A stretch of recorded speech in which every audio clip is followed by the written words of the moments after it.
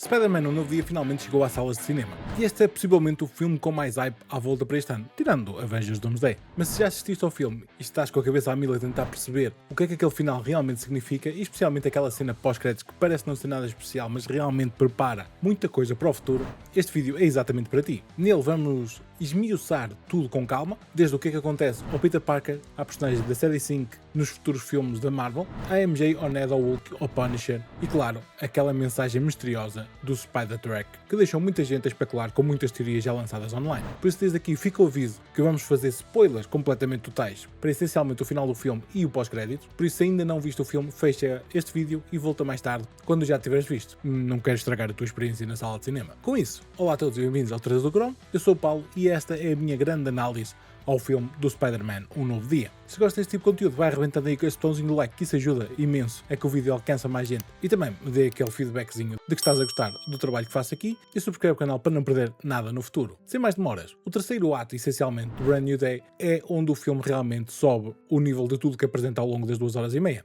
A personagem da série 5, revelada como a Jean Grey, que basicamente toda a gente sabia, não é? Era tipo o pior segredo guardado pela Marvel nos últimos anos. Mas ou seja, durante o filme, depois da Jean Grey descobrir que a irmã Sarah foi morta em experiências ilegais pela Damage Control, perde completamente o controle emocional. A dor e a raiva dela fazem com que os poderes se expandam de uma forma brutal. Ela liberta uma onda psíquica gigante que, a partir de Roosevelt Island, que congela praticamente metade da cidade de Nova York. Pessoas param no meio da rua, carros circulam sozinhos, tudo fica em silêncio e é, digamos, com um momento visualmente impressionante que acontece no filme. E a este ponto, tendo em conta tudo o que aconteceu no universo da Marvel, levantamos claramente a questão: o que é que faz ainda o pessoal morar na cidade de Nova York, depois de tudo que aconteceu? O último grande problema que eles tiveram foi com o Void, não é? Que engoliu a cidade sobre sombras. Já para não falar que têm literalmente um ditador na Câmara de Nova York, como vimos na segunda temporada do Daredevil Born Again. Portanto, Nova York será sempre o centro dos problemas no universo da Marvel. Mas com isso, tendo em conta a demonstração dos poderes da Jean Grey aqui, neste campo eu acho que poderiam ter arranjado outra forma de mostrar, pelo menos visualmente, os poderes da Jean. Porque em termos visuais, parecem ser exatamente os mesmos poderes da Sue Storm que vimos no filme do ano passado dos Fantastic Four. O que em si torna as coisas ligeiramente estranhas e parecem quase os mesmos poderes, pelo menos em termos visuais. Mas na realidade são dois poderes completamente diferentes que estas duas personagens possuem. A Sue Storm possui, para além da invisibilidade e outros poderes, têm em sua posse a curvatura da luz, que foi o que vimos representado na luta contra o Galactus. E é o exato mesmo efeito que vemos nos poderes da Jean, o que em si não faz assim grande destaque de uma para a outra em termos visuais. Friso novamente a parte dos visuais. Por outro lado, essencialmente nas cómics, a Jean Grey é uma mutante de nível Omega que possui imensos poderes psionicos, destacando-se principalmente pela telecinese e pela telepatia. Mas o que vemos a decorrer neste filme é ela aprender as pessoas, congelando-as basicamente no tempo e no espaço em que elas estão. E isto tecnicamente é um dos poderes que não está no cardápio da Jean Grey, na sua forma natural, digamos assim, mas ela possui sim estes poderes quando está a ser hospedeira da Força Phoenix. Para quem não conhece, a Phoenix Force, ou Força Phoenix, como quiserem, é uma entidade cósmica primordial, imortal e indestrutível no universo da Marvel Comics. Ela personifica a própria energia vital do universo, sendo o nexo de toda a energia psiónica existente. Para além disso, também representa os vários ciclos da vida, ou seja, a morte e o renascimento. E embora seja uma força cósmica independente, precisa se ligar a seres vivos, frequentemente fortes com capacidades psiónicas, de maneira a conseguir canalizar todo o seu poder no plano físico. A Jean Grey é a hospedeira, digamos, mais famosa e historicamente ligada a esta entidade, que tem o seu grande destaque no arco de história incrível que é o Dark Phoenix, onde a corrupção do poder a transformou numa ameaça completamente temível. O que me faz questionar se no filme a Jean Grey que vemos aqui não só está na posse do ADN alterado e que está agora como a primeira grande mutante de peso na Terra 616, mas se de alguma forma este poder da Phoenix já está dentro de si mesma, e explicaria o porquê dela conseguir salvar o Peter no final do filme. Mas já falamos mais sobre isso mais à frente no vídeo. Porque numa das grandes teorias para o surgimento de mutantes neste universo da linha sagrada é o próprio blip causado pelo Thanos. Ou seja, a energia gama e cósmica que foi libertada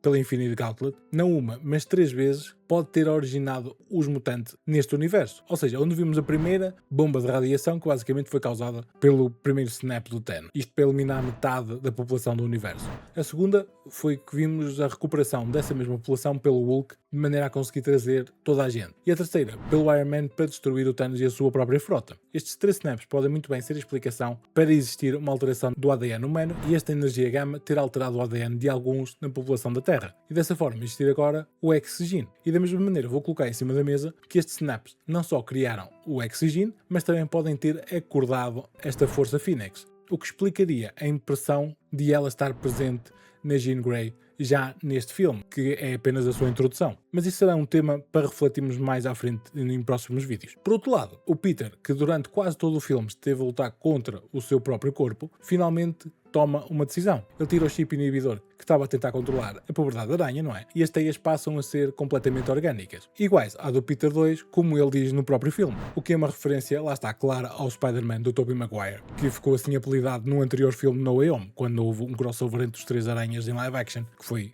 algo que ainda parece irreal até os dias de hoje, não é? Now you got it. Okay, Peter 1, Peter 2, Peter 2, Peter 3. Mas também, este é um ponto importante da parte do Spider-Man do Tobey Maguire, porque poderá significar algo mais que vamos abordar mais à frente também neste vídeo. Mas desta forma, o Peter Parker do Tom Holland vê a sua força aumentar, os sentidos aguçam-se ainda mais e ele ganha um nível de ferocidade que ainda não tínhamos visto nesta versão do MCU. Mas o mais importante é que ele consegue manter a sua humanidade, o que torna esta versão do Spider-Man possivelmente é a melhor versão que já tivemos em live action. Não só ele luta contra os ninjas da mão, que naquele momento estão a ser controlados pela Jean, e para além disso são-nos apresentados no filme a trabalhar para a Damage Control, coisa que sinceramente nunca iria assumir durante as análises todas que fizemos aos trailers. Sendo que até mencionei aqui no canal, num desses vídeos, que a Hand poderia ser um prelúdio, digamos, do regresso da Elektra e ela ser a nova líder desta facção. Contudo, parece que estava redondamente enganado nesse campo. Mas focando no que interessa, e durante esta luta, o Peter consegue derrotá-los sem os matar, e este é o momento em que ele prova que consegue ser tanto o Peter Parker como o Spider-Man ao mesmo tempo, sendo que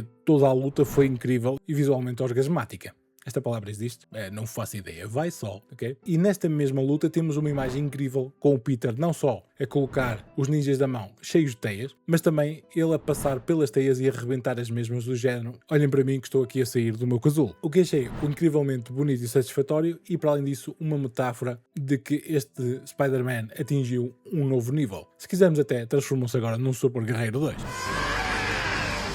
O ponto emocional mais forte chega mesmo quando o Peter permite que a Jean entre na sua mente e voltamos àquela memória da tia May no quarto, que é a mesma cena que vimos no final do Homecoming. Só que desta vez a May não está a falar com o Peter, está a falar diretamente com a Jean Grey, onde ela lhe diz que vai haver pessoas que vão fazer coisas monstruosas a ela por ser especial, mas que ela é bonita e que vai haver quem a ama pelo que ela é, e não pelo poder que tem. Dando assim quase um pep talk à Jean que com grande poder vem grande responsabilidade, o que achei genial. E este também é um momento extremamente poderoso durante o filme, porque mostra de forma clara que a bondade e a luz que existe dentro do Peter Parker vem da sua própria tia e a sua educação que ele teve durante criança. E esse era o mesmo ensinamento que a Jean precisava de ver para não se transformar completamente num monstro odiado por todos. E o que a fará, basicamente, seguir a vida de heroísmo e ser uma das primeiras X-Men deste mundo. Sendo que a Marvel aqui com este filme fez algo que talvez as cómicas nunca tenham conseguido obter, que por exemplo os X-Men sempre foram vistos de forma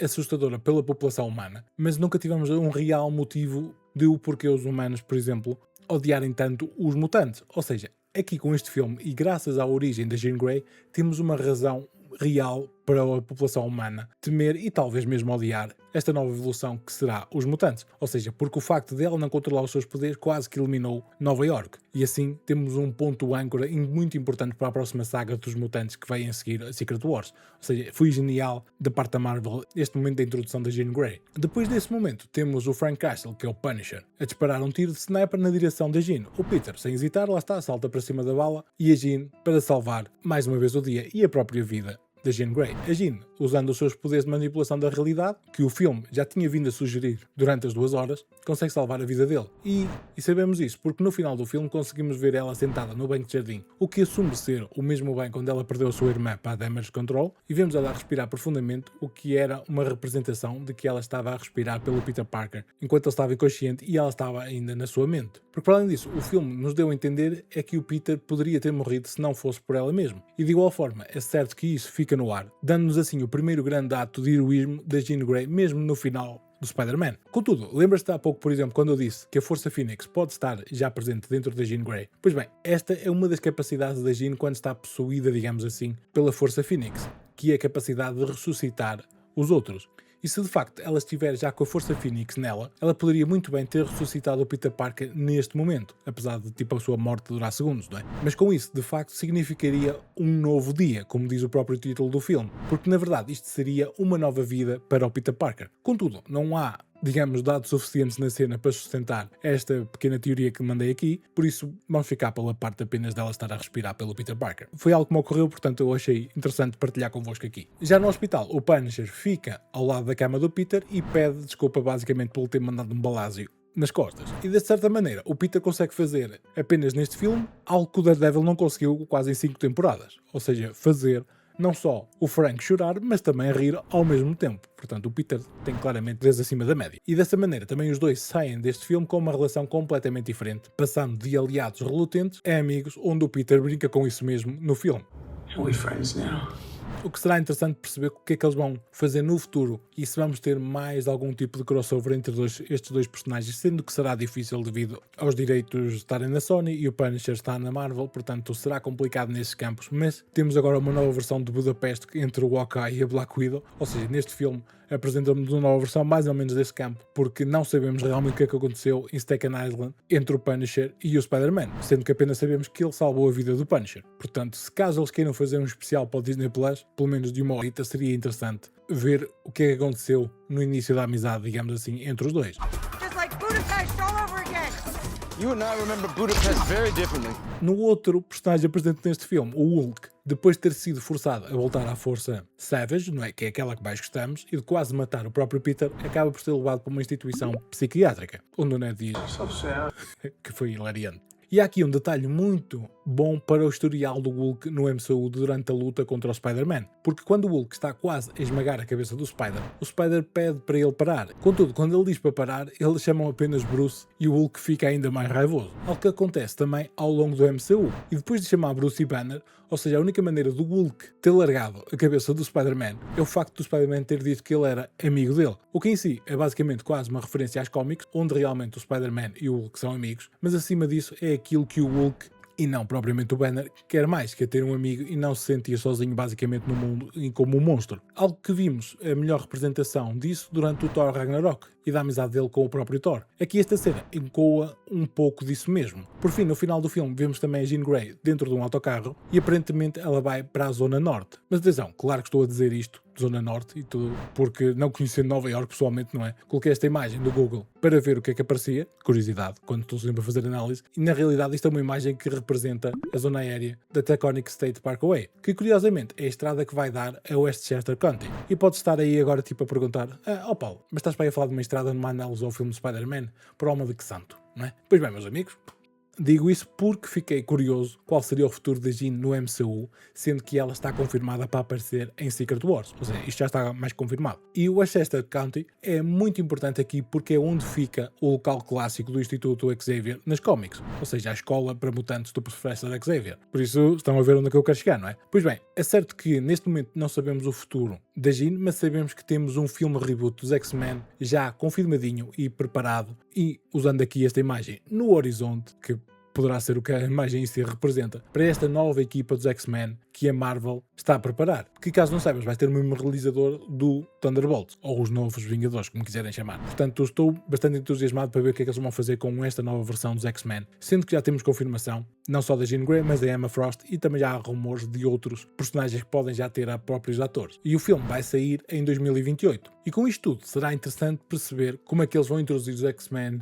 na Terra 616 e a origem, essencialmente, dos mesmos, sendo que o Spider-Man já arranjou forma de os parar acidentalmente, com o seu inibidor universal, ou seja, isso será um plot que terá peso no futuro da Marvel, certamente. E é, digamos, mais um peso para os ombros do Peter Parker, que acidentalmente condenou uma nova geração de mutantes a ficar preso pelo governo e lhes dar uma arma para conseguir confrontar estes seres tão especiais. Mas uma das grandes questões que o filme nos levanta é também se o MJ e o Ned, se eles realmente se lembram do Peter. E essa era uma das maiores dúvidas que acredito que as pessoas tenham depois de sair da sala, pelo menos eu tinha. E eu diria que a resposta inicial é não é? Claro que eles não se lembram. E o filme basicamente nos leva a pensar isso, porque trata isto de uma forma bastante cruel e realística. Sendo que o filme nos dá logo um foreshadow desse momento, logo no início do filme, enquanto está a rolar o logo do Marvel Studios. Porque é certo que este logo foca apenas no Peter Parker e no Spider-Man, esquecendo os outros heróis todos do MCU, mas há um ponto interessante no logo em que vemos o feitiço do Doutor Strange a aparecer, e a partir desse momento o Peter Parker começa a desaparecer das memórias das cenas que aconteceram nos filmes passados, o que é uma representação da perda das memórias tanto por Ned como da MJ. sendo uma representação clara de eles perderem todas as memórias ao longo da sua vida ao lado do Peter Parker, que é um detalhe, lá está, muito bom, pode passar despercebido para os mais desatentos. Contudo, o filme no final apresenta-nos ela a segurar o colar que o Peter lhe deu no filme do Far From Home, o que poderia ser um indício de que ela se começou a lembrar de algo. Mas para além disso, há um momento especialmente pesado em que a Jean possui o corpo dela e finge que durante alguns segundos as memórias dela estão a voltar. O Peter chega mesmo a acreditar, mas depois a própria MJ confirma, ela não se lembra absolutamente de nada. Ela lê a carta que o Peter lhe tinha escrito, compreende o que aconteceu, até demonstra empatia, mas os sentimentos românticos não regressam de todo. O filme deixa claro que esta versão da MJ que amava o Peter já não existe completamente. Ainda assim, os dois começam a construir uma amizade nova, mais madura e sem expectativas do passado, o que demonstra em si o crescimento das próprias personagens. E a realidade é que o Peter é um desgraçado, seja qual for o universo ou o ator que o representa. Está basicamente sempre a sofrer pela moça, o que é só incrível. Já o Ned é, digamos, um caso diferente e muito mais interessante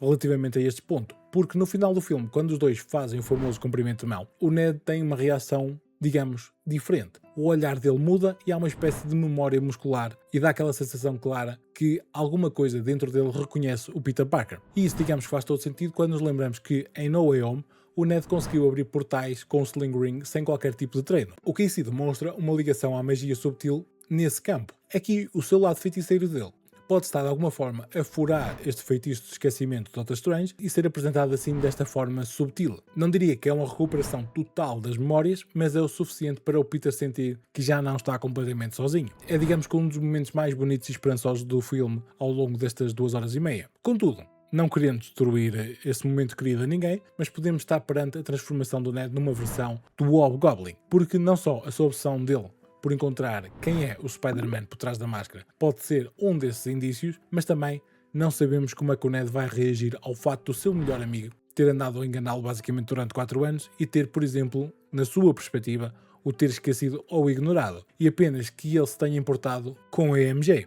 O que sabemos que não é o caso, mas na perspectiva dele pode ser muito bem isso. Será interessante perceber se teremos algo neste campo para o futuro do Ned e do próprio Peter. De certo que isto seria basicamente um plot twist gigante e que ninguém estaria provavelmente à espera. Para dar mais asas ainda a esta parte da teoria, quando o Spider-Man está a sair do apartamento do Ned e da MJ, não é? A MJ diz para o Peter ter cuidado, o que ela leva o Ned a ficar surpreendido e a questionar a MJ se o nome do Spider-Man é mesmo Peter. E também isso poderá ser uma das maneiras que esta reação do Ned no final do filme pode ser ele a juntar as peças e esta expressão que ele demonstra aqui, quando ele faz o aperto com o seu melhor amigo, ou antigo melhor amigo, como quiserem, ele assume que é o Peter, porque das duas uma, ou neste momento o Ned quebra o feitiço de Doctor Strange e se lembra quem é realmente o Peter Parker, ou de facto ele apenas associa que este gajo está a cumprimentar o Spider-Man que estava no seu próprio apartamento, o que pode levar a colocar a dúvida na sua mente de quem é realmente este Peter e como é que ele é o Spider-Man. É certo que, tendo em conta o historial do Spider-Man, não acredito que a amizade entre o Ned e o Peter Parker vá durar por muito mais tempo, ou seja,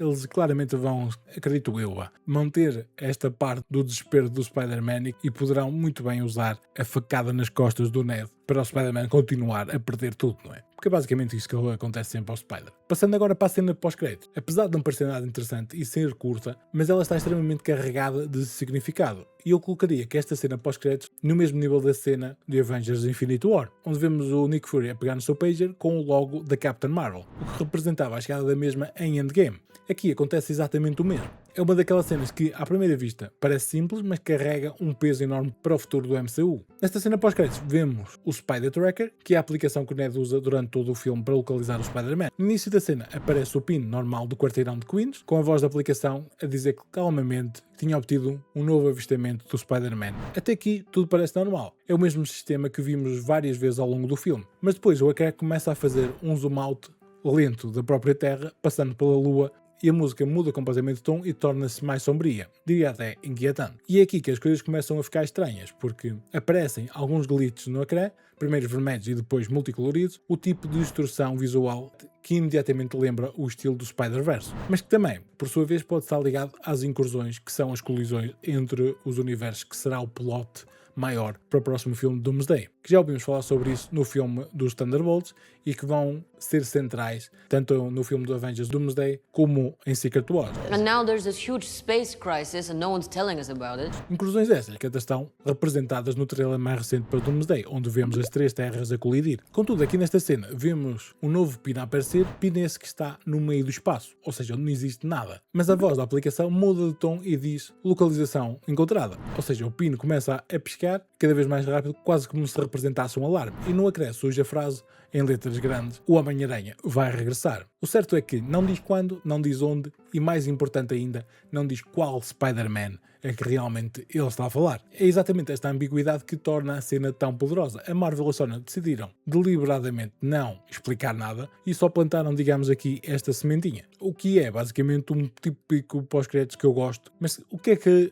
representa realmente esta cena? Diria que existem três teorias que fazem sentido neste momento para este pós-crédito. A primeira de todas é que o nosso Peter Parker foi levado para Battleworld e esta, digamos que é a teoria mais direta e a mais lógica para o final deste filme. Em Avengers Doomsday, Robert Downey Jr., como Dr. Doom, está a criar o Battleworld, que é um novo mundo formado por pedaços de várias terras destruídas. Isto de vários universos, ou seja, depois da colisão sobra apenas um mundo. O pino no espaço pode significar que o Peter Tom Holland foi teletransportado ou até mesmo raptado para esta realidade em formação. A frase do Homem-Aranha vai regressar seria então uma promessa de que ele volta em Doomsday, ou mais provavelmente iria até Secret Wars. Contudo, a segunda teoria seria um setup para o próprio Spider-Verse. Os glitches multicoloridos que são visualmente muito parecidos com o que vemos nos filmes animados do Spider-Verse, e tendo em conta que Brand New Day é uma coprodução com a Sony, ou seja, tanto da Marvel Studios como da Sony Pictures, podíamos muito bem pensar que esta cena pode ser um teaser subtil para Beyond de Spider-Verse, o filme para acabar com esta trilogia de animação do Spider-Man, que sairá em 2027, no mês de junho. Este pino no espaço seria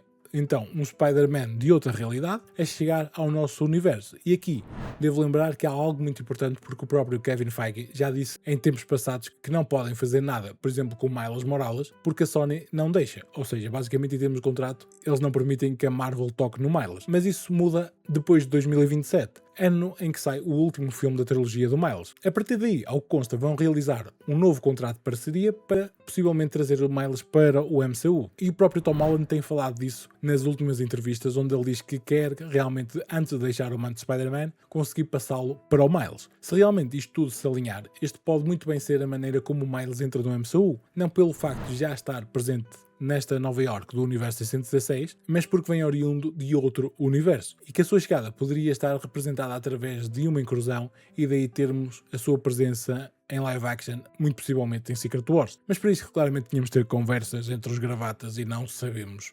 basicamente o que é que eles estão a pensar em termos de direito do Miles e como é que os vão usar, não é? A terceira teoria, e a mais interessante, pelo menos para mim, é realmente a presença de outro Spider-Man. Porque lembram-se quando o Ned tem poderes de feiticeiro em No Way Home, certo? Ele conseguiu abrir portais sem qualquer tipo de treino e no final de um novo dia o cumprimento de mão entre o Peter e ele sugere que o feitiço de esquecimento de Doctor Strange está mais ou menos a falhar nele. Ora, o Spider-Tracker foi criado por Ned e pode estar a detectar outro Peter Parker a aproximar-se através de uma incursão. Peter Parker diz que pode ser uma variante do Tom Holland ou pode ser até mesmo o Tobey Maguire. E vamos voltar a bater nesta tecla, porque, como já abordamos aqui no canal, há vários rumores que mencionam e alguns leaks de imagens mostram o Tobey ao lado do estúdio de gravações onde estava a decorrer o Spider-Man, mas também onde estava a ser gravado ao mesmo tempo o Avengers Doomsday. Mas para além disso tudo, houve leaks na altura desse acontecimento onde diziam claramente que o Tobey Maguire ia estar presente no próximo filme dos Avengers. Ora, e tudo indica que o Tobey poderia regressar precisamente neste tipo de contexto. E o facto de a frase ser apenas o Spider-Man vai regressar, sem especificar basicamente qual deles, deixa esta porta completamente aberta para a presença do Tobey Maguire no próximo filme. E dessa maneira seria basicamente a despedida definitiva do Spider-Man do Tobey Maguire no filme e do seu legado como primeiro Homem-Aranha em live action. Não só seria uma boa despedida por ser o Spider-Man provavelmente mais amado por muitos, onde eu estou incluído, mas porque ele fez basicamente de tio Ben no último filme do Spider-Man do Tom Holland. E ter um encontro, digamos que entre o Peter 1 e o Peter 2, e o 2 ver o crescimento do Peter 1 e ainda para mais agora o Peter Tom Holland possuir teias orgânicas, seria simplesmente fantástico ver a interação entre os dois, verem que agora têm o mesmo poder, digamos assim. Desta forma, esta cena pós-créditos funciona exatamente como o pager da Captain Marvel em Infinite War. Não explica propriamente nada, mas muda completamente a forma como olhamos para o futuro da Marvel, onde ele nos diz que o Spider-Man, seja ele qual for, vai ter um papel importante na próxima fase do MCU e que a solidão do Peter Parker depois de No Way Home está prestes a ser quebrada de uma forma que ninguém basicamente esperava. Esta diria que é uma das melhores cenas pós-créditos que a Marvel nos deu nos últimos anos, precisamente porque respeita a inteligência do público e deixa a imaginação basicamente trabalhar. Por outro lado, o Spider-Man Um Novo Dia faz duas coisas muito importantes para o futuro do MCU, e ambas são bastante claras quando prestamos atenção, porque graças a este filme o Spider-Man fica completamente ligado aos Novos Vingadores. Durante o filme vemos a Elina ajudar o Peter em vários momentos da investigação, e no final o próprio Peter reconhece isso e diz à Elina que lhe deve um favor. Ora, esta frase não é dita de ânimo leve, e no MCU, quando uma personagem fica a dever um favor ao outro, quase sempre isso acaba por ser cobrado mais tarde de forma importante. A Elina é neste momento uma das figuras centrais dos Novos Vingadores, o grupo que vimos formar no último filme dos Thunderbolts, e ela própria trata o Spider-Man no início como alguém que só resolve problemas mais pequenos e locais, digamos, o small potatoes. Mas depois do que ela vê durante o filme que o Peter Parker consegue fazer contra a Jean Grey, e o nível de ameaça de que ele enfrentou, possivelmente ela desconhece que ele enfrentou o Thanos, não é? Esta percepção pode mudar facilmente. E o favor que o Peter lhe deve abre a porta perfeita agora para que, por exemplo, em Avengers Doomsday ou Secret Wars, ou até mais à frente, a Elina ou até o grupo dos Novos Vingadores o contactar e o puxar para uma luta de maior escala. Digamos que é uma forma inteligente e orgânica de voltar a integrar o Spider-Man nas grandes equipas sem estar realmente a forçar a entrada dele. Para além desta ligação com a Elina, o filme inteiro funciona basicamente como uma última peça antes de Avengers Doomsday. O Peter sai deste filme muito mais maduro, mais equilibrado e pela primeira vez desde No Way Home, preparado emocionalmente para voltar a fazer parte de algo maior. Como vimos no final do filme, ele já não está completamente isolado e recuperou, ainda que de forma diferente, a amizade com o Ned e começou a construir uma relação com a MJ. De maneira diferente, mas ela está lá. E agora tem uma ligação direta com um dos membros mais importantes dos Novos Vingadores. E para além disso, ele terá um peso gigante na saga mutante devido a todas as suas criações durante este filme. Essencialmente, a maneira como parar os mutantes. E o Spider-Man claramente será, e a Marvel está a apostar as fichas todas nisto, o Spider-Man Tom Holland será a grande figura central na próxima saga da Marvel e a próxima cara, digamos, do MCU. E acredito seriamente que ele terá o papel nos futuros filmes que teve, por exemplo, o Iron Man, do Robert Downey Jr., durante toda a saga do infinito. O que me levanta a questão, seriamente, de quem é que será o Anchor Being, ou o ser âncora, se quiserem, desta Terra 616, porque até a morte do Iron Man no Endgame, e depois desta introdução deste termo em Deadpool e Wolverine, ou seja, começamos a assumir que o Anchor Being da Terra 616 era o Iron Man de Robert Downey Jr. Contudo, não descartaria que esse ser seja, na realidade, o Spider-Man do Tom Holland, e colocá-lo, digamos assim, como o pilar desta nova fase da Marvel. De certa forma, Spider-Man Um Novo Dia é um filme não só incrivelmente bom, em que é daqueles que notas muito poucas falhas em termos de guião e que não deixa buracos para depois explicarem mais tarde, ou seja, é muito sólido nesse campo, mas claramente abre portas para o que a Marvel quer fazer com a saga dos mutantes e com este soft reboot que supostamente vai acontecer em Secret Wars. E se temíamos pelo futuro da Marvel, claramente os últimos 3 filmes essencialmente demonstram-nos que a qualidade está de volta